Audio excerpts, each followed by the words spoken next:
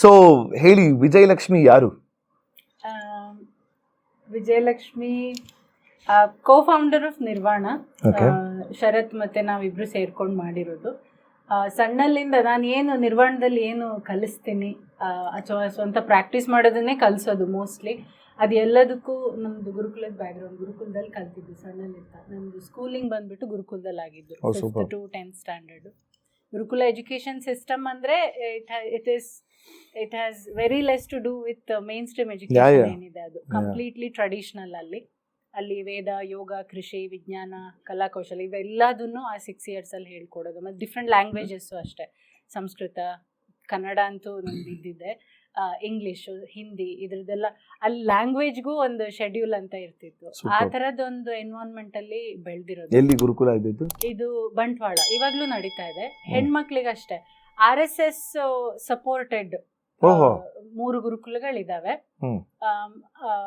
ನಮ್ದೊಂದು ಮೈತ್ರಿ ಗುರುಕುಲಂ ಅಂತ ಬಂಟ್ವಾಳ, ಮಂಗಳೂರು ಹತ್ರ ಬಂಟ್ವಾಳದಲ್ಲಿ. ಇನ್ನೊಂದು ಗಂಡು ಮಕ್ಳಿಗೆ 2 ಇದೆ. ಒಂದು ಫೌಂಡೇಶನ್ ಎಜುಕೇಶನ್, ಅದೇ ನಮ್ಮ ಸ್ಕೂಲಿಂಗ್ ಲೆವೆಲಲ್ಲೇ, that is in Hariharapura, Sringeri ಹತ್ರ, ಪ್ರಬೋಧಿನಿ ಗುರುಕುಲ ಅಂತ. ಇನ್ನೊಂದು ಇಲ್ಲಿ ಬೆಂಗಳೂರಲ್ಲಿ ಚೆನ್ನೈನಹಳ್ಳಿಲಿ ಒಂದಿದೆ.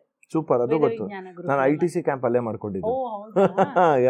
ಬಿಕಾಸ್ ITC ಮೊದಲನೇ OTC 2 ಚೆನ್ನೈನಹಳ್ಳಿಯಲ್ಲಿ ಮಾಡಿದೆ. ಬಿಕಾಸ್ 3ನೇ ವರ್ಷದ OTC ಬಂದು ನಾಗ್ಪುರಲ್ಲಿ ಇರುತ್ತೆ, ಅದು ಮಾಡೋಕ್ಕಾಗಲಿಲ್ಲ. ಸೊ ಅದೇ ಇದರಲ್ಲಿ ನಮ್ಗೆ ಹೆಣ್ಮಕ್ಳಿಗೆ ಅಲ್ಲಿರುವಂಥದ್ದು 6 years. ಆವಾಗ ನಾನಿರ್ತೆ 6 years ಇತ್ತು, ಇವಾಗ 5+7 ಆಗಿದೆ. ಹೆಣ್ಮಕ್ಳದ್ದು ಕಂಟಿನ್ಯೂಡ್ ಎಜುಕೇಶನ್ ಆವಾಗ ಅಷ್ಟು ಸ್ಟ್ರಕ್ಚರ್ಡ್ ಆಗಿ ಇರಲಿಲ್ಲ. ಇವಾಗ very well structured, they are very lucky ಇವಾಗ ಕಲಿತಿರೋರು. ಬಟ್ ನಮ್ದು ಅದೇ 6 years ಅಲ್ಲೇ ಮೇಜರ್ ಎಕ್ಸ್ಪೋಜರ್. ಫೌಂಡೇಶನ್ ಏನಿದೆ ನಮ್ದೆಲ್ಲ ಅಲ್ಲಿಂದ. ಅದಾದ್ಮೇಲೆ 2 years ಆಫ್ ರೆಗ್ಯುಲರ್ ಕಾಲೇಜ್, ಅದಾದ್ಮೇಲೆ ಗ್ರಾಜುಯೇಷನ್ ಬಂದ್ಬಿಟ್ಟು ಇಲ್ಲಿ ಎಸ್ವ್ಯಾಸ ಜಿಗಣಿಲಿ, ಎಸ್ವ್ಯಾಸ ಯೋಗ ಯೂನಿವರ್ಸಿಟಿ ಇದೆ, ಪ್ರಶಾಂತಿ ಕೊಟ್ಟಿರಮ್, ಅಲ್ಲಿ ಯೋಗ ಆ್ಯಂಡ್ ಸ್ಪಿರಿಚುವಾಲಿಟಿಲಿ ಮಾಡಿದ್ದು. ಬಟ್ ಬೆಸ್ಟ್ ಪಾರ್ಟ್ ಏನು ಅಂದರೆ ನಮ್ಮ ಗುರುಕುಲದ ಮಾರ್ಗದರ್ಶಕರು ಯಾರಿದ್ದಾರೆ ಅವ್ರ ಅಂಡರಲ್ಲೇ ಇಲ್ಲೂ ಕಲ್ತಿದ್ದು. ಇಲ್ಲೂ ಒಂಥರ ಗುರುಕುಲ ಸಿಸ್ಟಮಲ್ಲೇ ಕಂಟಿನ್ಯೂ ಆಯ್ತದು. ಎಸ್ಪೆಷಲಿ ನಮ್ದೊಂದು ಯೋಗ ಸ್ಪಿರಿಚುವಾಲಿಟಿ ಬ್ಯಾಚ್ ಏನಿದೆ ಅದು. ಸೊ ಅಲ್ಲಿ ಏನು ಕಲ್ತಿದ್ದೆ ಅದಕ್ಕೊಂದು ಸ್ಟೆಪ್ ಜಾಸ್ತಿ ಹೋಗೋಕ್ಕೆ, ಎಸ್ಪೆಷಲಿ ಭಗವದ್ಗೀತಾ, ಉಪನಿಷತ್ತು, ಯೋಗ ಫಿಲಾಸಫಿ ಇದರಲ್ಲಿ ಸ್ವಲ್ಪ ಜಾಸ್ತಿ ಆಳವಾಗಿ ಅಧ್ಯಯನ ಮಾಡೋಕ್ಕೆ ಇಲ್ಲಿ ಅವಕಾಶ. ಅದಾದ್ಮೇಲೆ ಮಾಸ್ಟರ್ಸ್ ಡಿಗ್ರಿ ಮಾಡಿದ್ದು, ಅದು purely masters in yoga therapy. ಅದು ಮಣಿಪಾಲ್ ಯೂನಿವರ್ಸಿಟಿ KMCL ಮಾಡಿದ್ದು. ಸೊ ಎಲ್ಲ ಆ ಬೆಲ್ಟ್ ಅಲ್ಲೇ ಇದ್ದೀರಾ? ಬೇರೆ ಏನೂ ಗೊತ್ತಿಲ್ಲ ಮೇನ್ ಸ್ಟ್ರೀಮ್ದು. ಸೊ ನಮ್ ಇದು teaching was always my passion.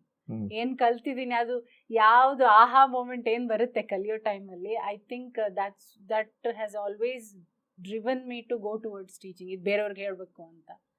So ಹಾಗಾಗಿ ಟೀಚಿಂಗ್ ಪ್ಯಾಷನ್ ಇತ್ತು. Graduation yoga therapy, I am actually ಇದು ಯೋಗ ಥೆರಪಿಸ್ಟ್ ನಾನು. ಸೊ ಆಫ್ಟರ್ ಗ್ರಾಜುಯೇಷನ್ 1 ವರ್ಷ ಕೆಲಸ ಮಾಡಿದೆ. ಆವಾಗ I saw requirement of going deep, ಹಾಗಾಗಿ MSc ಹೋಗಿದ್ದು. ಅದಾದ್ಮೇಲೆ was travelling and teaching. Yoga therapy classes ತಗೋತಾ ಇದ್ದೆ. Apart from that yoga philosophy, ಏಕೆಂದ್ರೆ ಇವಾಗ ಯೋಗ ಅಂದ್ರೆ ತುಂಬಾ ಬೇಸಿಕ್, ಆಸನ ಅಥವಾ ಹೆಚ್ಚಂದ್ರೆ ಪ್ರಾಣಾಯಾಮಕ್ಕೆ ಲಿಮಿಟ್ ಮಾಡ್ತಾರೆ. ಲೈಫ್ ಸ್ಟೈಲಿಗೆ ಯಾರು ಅದನ್ನ ಅಪ್ಲೈ ಮಾಡೋದಷ್ಟು ನೋಡಲ್ಲ. ಸೊ ಹಾಗಾಗಿ ಯೋಗ ಫಿಲಾಸಫಿ ಬಗ್ಗೆ ಮಾತಾಡಿದ್ರೆ, ಯೋಗ ಫಿಲಾಸಫಿ ಬಗ್ಗೆ ಇನ್ಕ್ಲೂಡಿಂಗ್ ಯೋಗ ಟೀಚರ್ಸ್ ನಾ ಹೇಳ್ತಿರೋದು, ಹೊರಗಡೆಯವ್ರು ಅಂದರೆ ಜನರಲ್ ಪ್ರಾಕ್ಟೀಷನರ್ಸ್ ಆದರೂ ಹೌದು, it makes sense. But most of the yoga teachers also they don't extend ಅವ್ರದ್ದು ಟೀಚಿಂಗ್ ಏನಿದೆ ಅದನ್ನ ಆನ್ ಮ್ಯಾಟ್ಗಿಂತ ಮುಂದೆ ಹೋಗಲ್ಲ ಅವ್ರು. ತುಂಬ ರೇರು.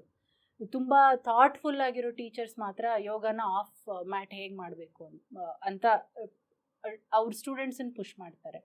ಐ ಥಿಂಕ್ ಇದೆಲ್ಲ ಒಂದು ಮನ್ಸಲ್ಲಿ ಬಂದಿದ್ದು. ಪ್ಲಸ್ ನಾನು ನೋಡಿದೆ, we all will have our own baggage. ಎಲ್ಲಿ ಕಲ್ತರು, ಎಲ್ಲಿ ಬೆಳೆದ್ರು. ಯಾವಾಗ ಯೋಗನ ಆಫ್ ಮ್ಯಾಟ್ ತೊಗೊಂಡು ಹೋಗೋಂಥ ಒಂದು ಸಣ್ಣ ಪ್ರಯತ್ನ ಮಾಡಿದೆ, then I saw changes in myself. ಹಾಗಾಗಿ ಯೋಗ ಫಿಲಾಸಫಿ ಟೀಚಿಂಗ್ ಅಂತ ಪ್ಯಾಷನ್ ಬಂತು.